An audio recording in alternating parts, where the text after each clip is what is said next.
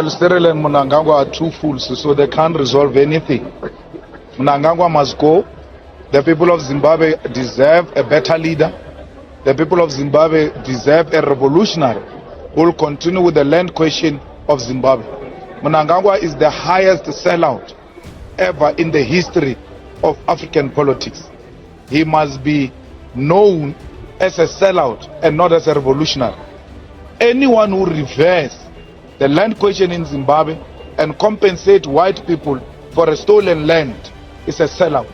And that's what Mnangagwa is. Another sellout is going there to join each other in the selling out. South Africa is standing right at the edge of a cliff. Leaders are called populist to stop them.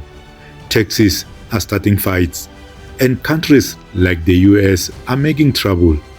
So, who's going to help us step back and fix things? Greetings, my fellow South Africans.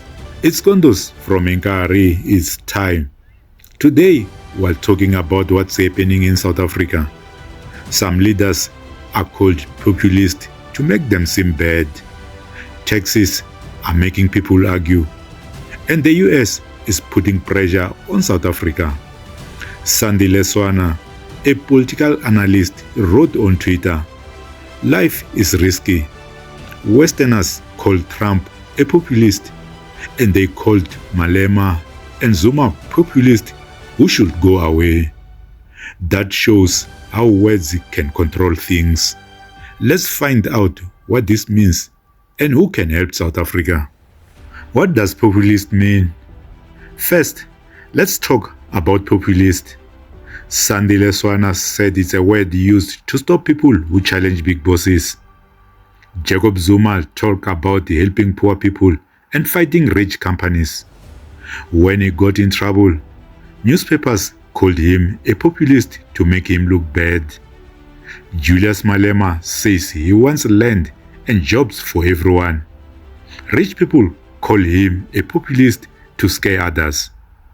Cyril Ramaphosa doesn't get called that because he works with rich people. It's like when people fighting apartheid were called communist to stop them.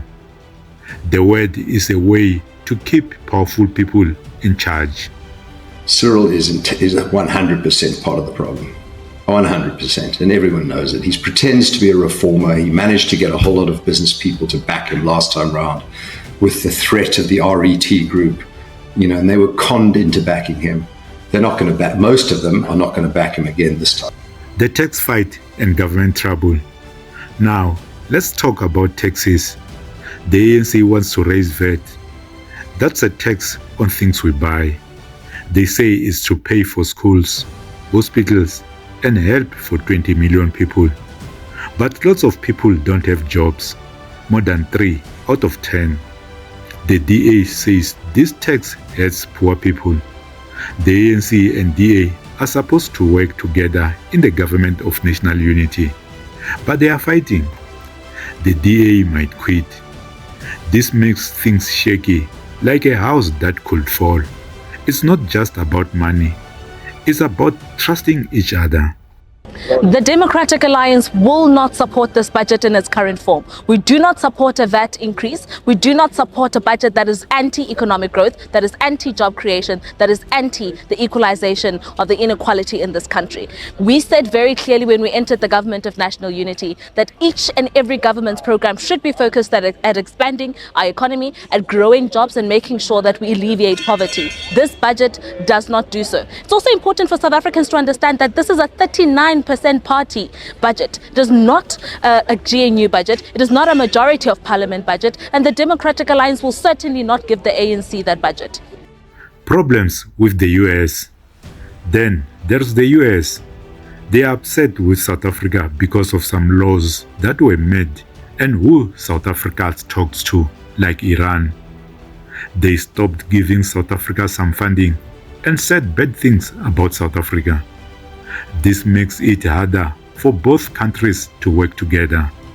Some worry it will push our leaders to people like Julius Malema or Jacob Zuma, who talks tough against the US.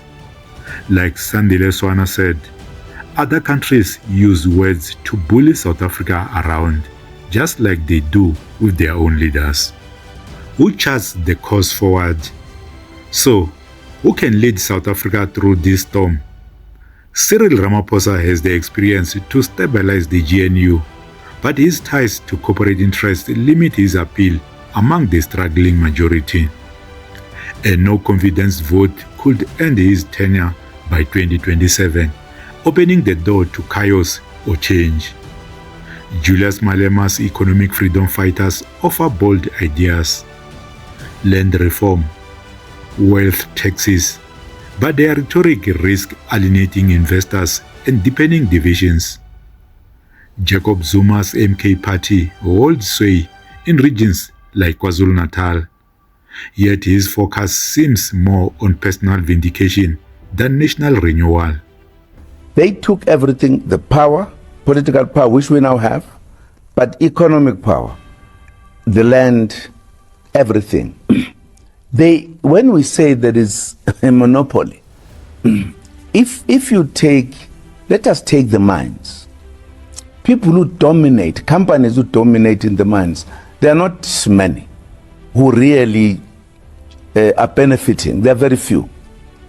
Whether you go to gold or diamond or platinum or whatever, manganese or whatever, you will find the same companies in charge. Now, that means they are dominating. That means they are monopolizing economy. They are therefore the monopolies. And they're not black. The companies are not black. You have got companies today that are basically white. They start from the biggest commodities to the broom. Their names are written there. They are monopolizing every space of the economy. It's a fact. They are monopolies. I don't know why shouldn't they be called by what they practice. And I don't know why there's a debate, in fact. Because there is a monopoly capital, and in South Africa it is white. The Johannesburg Stock Exchange, 80%, if not 90% of it is white owned. Those companies are the ones that control the economy of our country. In South Africa, 90% of the people who own the land are white people. And the white people are less than 15% of the population of South Africa. Africans, who constitute more than 80% of the population, own less than 10% of the land in South Africa. That's power. When you get time tonight, please give yourself an opportunity to read the difference between glory and power. Those things you are telling me is glory, it's not power, or blue lights. They are managing the affairs of the state on behalf of the ruling class, and the ruling class is white monopoly capital. No single leader is the answer. History, think of the anti-apartheid struggle, shows progress comes from collective action. Citizens, unions, and communities holding power to account. The elite's labels, as Swana notes, are distractions. Our task is to demand policies that tackle inequality. Our Gini coefficient remains a stubborn 0.63 while fostering unity. South Africa's future hinges on clarity and courage. The VAT crisis, the GNU cracks, and global tensions are tests for our resolve. Labels like populist are tools to divide us, as Sandile Swana so sharply observed, but we can see through them. No savior is coming. Our strength lies in our shared commitment to justice and opportunity. From the ashes of apartheid, we build a democracy. Now, we must rebuild trust, not in one leader, but in ourselves. Inkari is time, is a call to act with purpose. And let's talk then about your work as well in terms of fixing the economy, high unemployment, rampant corruption. Besides the COVID-19 pandemic, what would you say you've actually achieved, Mr. President? Because as they've dubbed it, the ANC of Ramaphosa is failing South Africans in every aspect, whether you're talking about load shedding, whether you're talking about high unemployment. What do you think you've actually done? Well, it's not so much what I've done, it's what we have been doing in government and seeking to do to put South Africa on the right footing again. The 5 years that we've been through have been years of recovery and rebuilding and also renewal. In the past 5 years, we've faced enormous challenges. One of those was, of course, state capture. And what have we done with state capture? We've stopped state capture in its tracks. Have you, Mr. President? We have. What about the allegations against your deputy president? Organizations such as SARS have been captured. Attempts were made to capture the treasury. That was stopped. Organizations or entities such as ESCOM had been captured, Transnet, and we've stopped state capture and we've regained control of those and we are rebuilding them. And that must be seen in good light. SARS was gone. And when we came in, we immediately took steps to stop the state capture project from destroying one of our most valued institutions. And we've rebuilt the NPA. And we're rebuilding also our intelligence services. And all these had been captured and corrupted. And that should be seen as something that we have done. A lot of damage had been wrought or done in this country during that period. If this resonates, please like and share this video to spark meaningful dialogue. In the comments, share your thoughts. How do we move South Africa forward? Subscribe to Inkari. It's time for more discussions like this. And follow us on X for updates. Let's keep this conversation alive. Our nation's future depends on it.